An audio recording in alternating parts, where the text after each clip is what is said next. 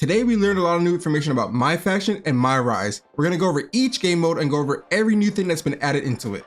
So the first thing that we have is the 2K23 Ringside Report. One of the biggest changes and additions to MyFACTION is the all new online head-to-head quick play mode. Through online quick play, you can put your skills to the test with the best cards in your collection and prove your faction is a force to be reckoned with. Challenge friends and other WWE 2K community members for endless hours of fun. With MyFACTION going online, you can be able to play against other people.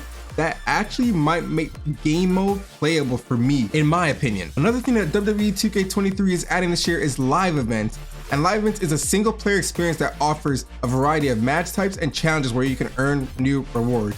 You'll have the opportunity to play unique matchups curated by WWE 2K designers to unlock more content and diversify your experience. As you can see here, they have weekly towers coming back. They also have a new game mode called Proving Grounds, which is proving that your faction has what it takes to conquer the toughest opponents across several eras of WWE Universe. And they also introduced Faction Wars, which is the 4v4 matches that they had last year.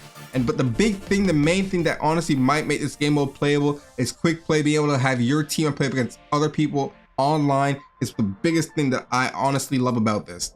You can evolutionize your MyFACTION cards, which is something that's been in the game from before. So basically with the evolution, you are going to be able to upgrade your attire, is what I'm getting from this statement. Basically saying, like, say that you have like a prototype John Cena, he evolves to like 2010 John Cena. It'll upgrade their attire throughout their evolution, which is something that's actually pretty cool to see. And lastly, they also dropped basically a little teaser saying that you can get a Stone Cold Steve Austin Broken Skull Emerald card, which they're going to be giving info about later on. And it looks like there's been a couple additions to MyRISE this year. It's similar to last year's MyRISE with the whole side quest as well as the main story, but this time it seems a lot more story driven. There's a lot of cutscenes in it. There's a lot of dialogue. It's also still very similar where you still have the social media feed. But a big thing that they added is the must-play stories and the optional stories. As they say, if you want to go through the main story quickly, you only need to focus on the must-play stories. But it is recommended to try and play all types of stories as they try to present new pathways and rewards that you wouldn't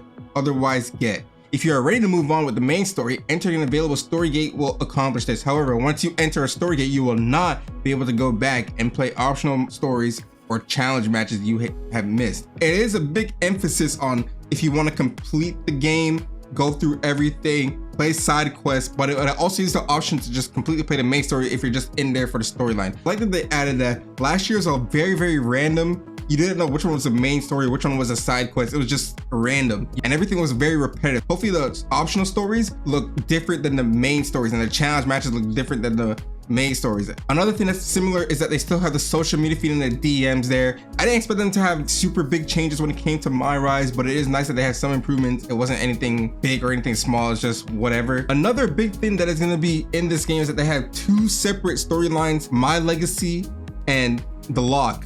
The Lock is going to be the men's and My Legacy is going to be the women's. Now with this, you have two completely separate storylines like last year, but it seems that there's a more focus this year when it comes to these storylines. The women's storyline was just random.